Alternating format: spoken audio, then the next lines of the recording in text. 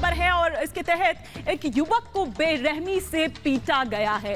ये बड़ी खबर इस वक्त जो झारखंड के सिमडेगा से आ रही है। आग में युवक को जिंदा जलाया गया। तस्वीरें दिखा नहीं सकते हैं आपको क्योंकि दिल दहलाने वाली ये तस्वीरें हैं, विचलित कर सकती है। ये व्यक्ति जिसको जलाया गया दरअसल गुहार लगा रहा था। युवक के जो परिजन हैं वो गुहार लगा रहे थे कि उनके बच्चे को छोड़ दिया जाए, उस युवक को छोड़ दिया जाए। वो लगातार ये गुहार लगाता रहा, लेकिन जो भीड़ वहां पर थी उन्होंने एक नहीं सुनी और इस शख्स को जिंदा जला दिया।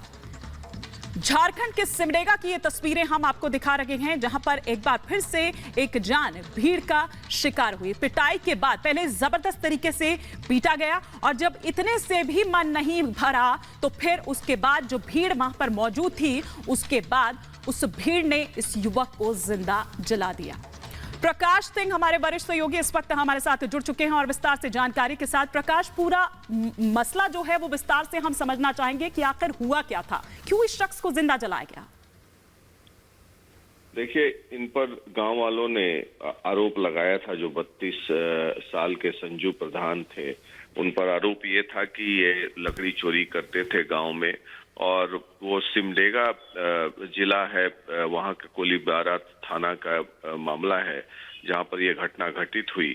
और गांव वालों दबी जुबान से यह कह रहे थे कि इनको बार बार ये कहा जा रहा था कि पेड़ ना काटे और लकड़ी ना चुराएं।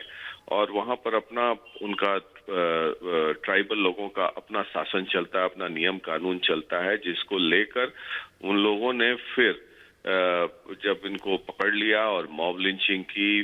पहले पकड़ के लाठी डंडे से पीटा, उसके बाद लकड़ी के जलते चिता पर इनको फेंक दिया और जब तक पुलिस को खबर मिलती तब तक इनकी मृत्यु हो चुकी थी। और उसके बाद पुलिस आई, वहां पर दल बल के साथ वहां पर कैंप कर रही है अभी भी। और उसके बाद पूरे तरीके से झारखंड प्रशासन ने जांच का आदेश दिया है। मुख्यमंत्री हेमंत सोरेन ने। सबसे बड़ी बात कि मॉब लिंचिंग कानून भी झारखंड में विधानसभा से पारित हुई है और जिसमें कड़े नियम और कानून लगाए गए हैं, जिसमें कि कई साल की सजा है और दंड के प्रावधान भी है।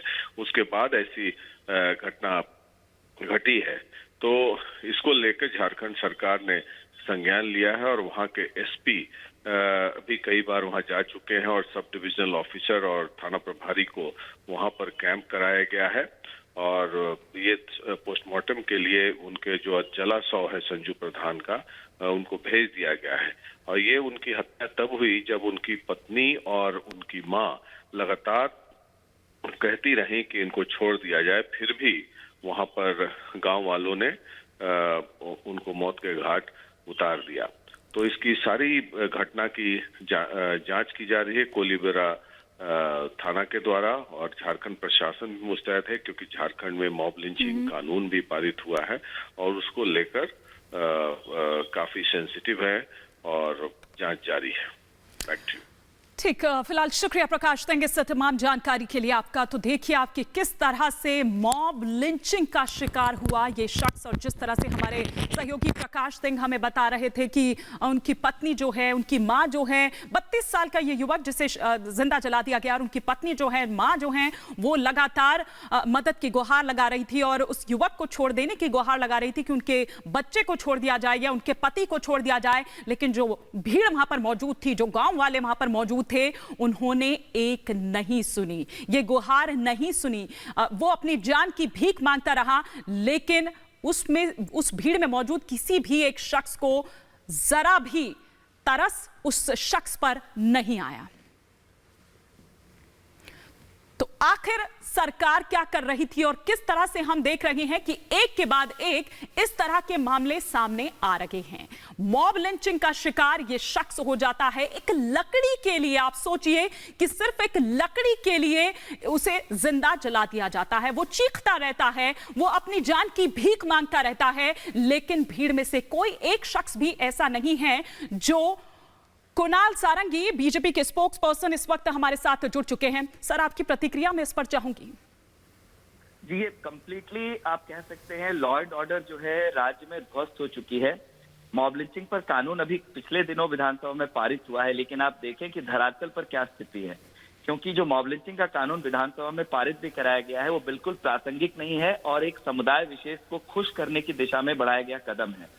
इसके जो भी मापदंड इसमें तय किए गए हैं वो किसी भी सूरत में धरातल पर उतारे नहीं जा सकते और उनका प्रशासन या सरकारी तंत्र के माध्यम से हमेशा दुरुपयोग की संभावना बनी रहेगी। इसलिए ऐसे कानून को जिसका कोई भी प्रैक्टिकल इम्प्लीमेंटेशन पॉसिबल नहीं है उसे पारित करा दिया गया है और आप देखें उसके पारित होने के बाद लगातार मॉब लिंचिंग की घटनाएं अभी भी घट रही हैं। और साथ ही साथ कल एक और बड़ी घटना घटी है, पूर्व विधायक के दोनों अंगरक्षकों को नक्सलियों के द्वारा मार दिया गया है। लगभग 100 के संख्या में नक्सलियों ने पूर्व विधायक गुरचरण नायक जी पर हमला किया है। वो बाल बाल बच गए हैं, लेकिन ये पूरी तरह से इंटेलिजेंस का फेलियर है।